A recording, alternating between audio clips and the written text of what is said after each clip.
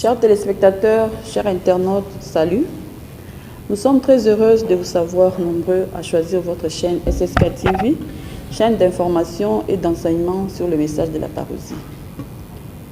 Aujourd'hui, nous allons parler sur un thème tout à fait particulier et spécial, un thème bien spécifique au mois de mars. L'humanité tout entière célèbre le 8 mars de chaque année la Journée internationale de la femme. C'est ici l'occasion pour nous de réfléchir sur la question de la femme dans l'enseignement du souverain serviteur Kadima. Que dit le souverain serviteur Kadima à propos de la femme? Quel est le rôle que l'Église a donné à la femme sacrificatrice? Et finalement, quelle est la position que l'Église évangélique des sacrificateurs par rapport aux différents mouvements, concepts en vogue aujourd'hui concernant la femme, notamment l'émancipation de la femme, l'égalité homme-femme, ainsi que la promotion de la femme. En effet, dans le royaume des sacrificateurs, tel que prédit la Bible, la femme est mentionnée lorsque vous lisez l'Apocalypse. Il est révélé que la femme qui avait laissé entrer le mal par le serpent écrasera de son talon la tête du serpent à la fin du temps. Une allusion tout à fait claire au rôle important, au rôle capital que jouerait la femme dans le royaume des sacrificateurs de Dieu lorsque la parousie sera accomplie. Donc, il est clair qu'à partir déjà des messages annonciateurs, dans les prédictions sur l'accomplissement de la parousie et la venue du règne de Dieu sur la terre, que la femme jouera un rôle important dans l'établissement du règne de Dieu sur la terre. Lorsqu'on vient au royaume des sacrificateurs, pour comprendre et découvrir la place que la femme a, il apparaît tout à fait clairement, déjà dans la révélation de Dieu à Kadima, chapitre 2, des signes qui ne sont pas trompeurs, des signes assez éloquents, qui montrent le rôle capital, le rôle d'aîné que joue la femme dans le royaume des sacrificateurs.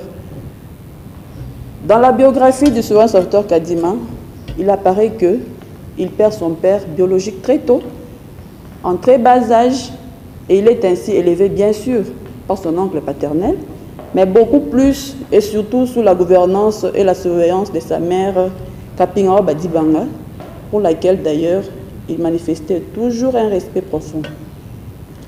Cela montre déjà un premier rôle important autour du Christ, de la parousie, que joue la femme. Même dans l'histoire de la révélation, Kambwa témoigne ouvertement de cela. Nous allons suivre les témoignages de Kambwa Luce à ses propos suivants.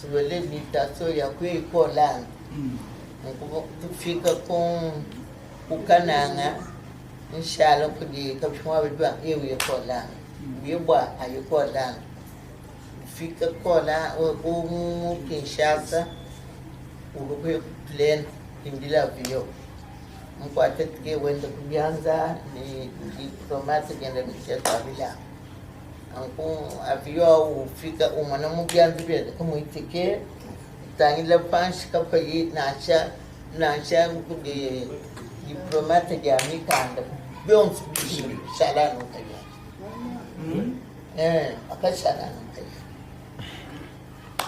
avião kuya kushala kushona family sombe pelo Kinshasa dominate mikes kana kume mambo ni cha buye mu Orlando kambu nsharu kulele mbwa mudona ndo kunje ufika bata twenda mu kwa baloni mitoi lulwendu kindu fachana na mifongo kuma mwenda kutate bilungu kuledi yemu kufito kunema kama mwenda bya bungu. Le deuxième point qui illustre le rôle ou la place de la femme dans la révélation de Dieu à Kadima, et qu'il a eu comme première premier enfant dans sa vie, une fille. Ce n'est pas un fait bénin, c'est un fait révélateur et éloquent qui ne se limite pas là. Lorsque le SSK voit les songes de Colombe, il se passe aussi quelque chose de particulier qui brise les coutumes, qui brise même les traditions. Nous savons tous que dans la culture africaine, dans la communauté patriarcale, il est clair que l'aîné des fils est prépondérant, même vis-à-vis des grandes sœurs dans l'héritage de la responsabilité de la famille. Mais regardez, lors du songe de Colombe, le SSK dit que la colombe a été prise par la fille aînée avant l'aîné des garçons. Ce fait est révélateur. Ce fait est important parce que dans nos traditions, les garçons est les chefs de la famille après le père. Puisque la fille aînée prend la colombe, la première, cela montre que Dieu respecte son aînesse devant cette responsabilité spirituelle de haute facture. Ce qui montre que Dieu voit les mérites. Dieu ne lui donne pas cette primauté parce que c'est une femme, mais plutôt pour respecter sa position dans la famille. Donc, c'est le mérite du fait que Kapinga Kadima Luce est l'aîné de la famille. Dieu respecte sa position et la fait valoir. Nous avons vu comment le SSK perpétuait cela dans toute l'histoire de la sacrificature. Il appelait les mamans sacrificatrices Bakelenge Bakajiba Nabute. Ce qui n'est pas le cas dans beaucoup de mouvements religieux où la femme, comme dans la tradition, est jugée d'indigne, d'incapable et d'impure. Toujours dans la révélation de Dieu à Kadima, on voit que lorsque Dieu prend la disposition pour la famille du SSK de s'élever aux cieux, il leur fait faire un cercle. Dans les cercles, comme vous savez, tous c'est les lieux de géométrie de points et qui distend d'un point qui est le centre. Dieu place les filles et leur mère à sa gauche, ainsi les garçons à sa droite, tous main dans la main, tous dans un cercle. Cela montre aussi cet équilibre que Dieu donne, cette égalité de chances et d'opportunités. L'égalité lors de l'ascension vers le ciel, c'est un message, c'est un langage assez clair et assez éloquent sur le rôle que Dieu veut que la femme joue dans le royaume des sacrificateurs. On voit tout de suite, lorsque le SSK commence son œuvre sacerdotale, lorsqu'il créait l'église évangélique des sacrificateurs, et même bien avant, lorsqu'il évangélisait, allant d'église en église, il y a des gens qui se convertissent à la sacrificature, et il y avait aussi des femmes qui prenaient la parole de Dieu, du souverain sacrificateur Kadima, comme dans les années 1974, 1975 et 1976, il y a des femmes qui ont fait des merveilles. Pour nous qui avons évolué au Katanga, on se souviendra éternellement de la RSB Kabeka Kazadi, l'évangéliste qui a fait entrer la parole de Dieu dans tous les Hauts-Katanga et les Lualaba.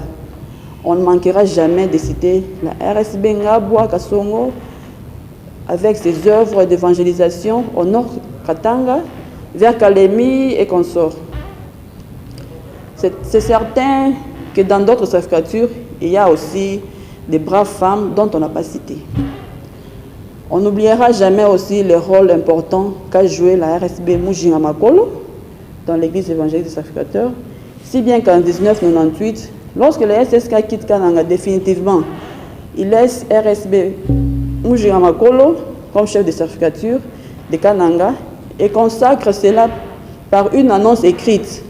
Mujinga Makolo et RSB Mwamba Bilolo comme personnes désignées par le SSK pour rester diriger l'église comme chef de sacrificature de Kananga et coordonnateur du siège.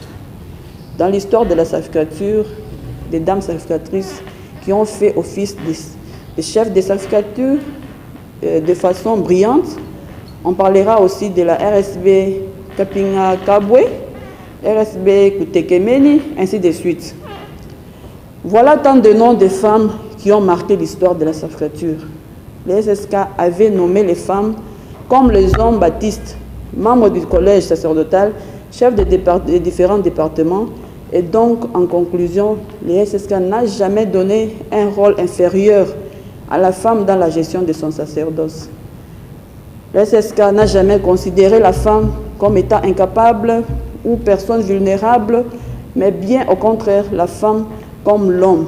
Tous ont été confrontés aux mêmes défis, mêmes responsabilités.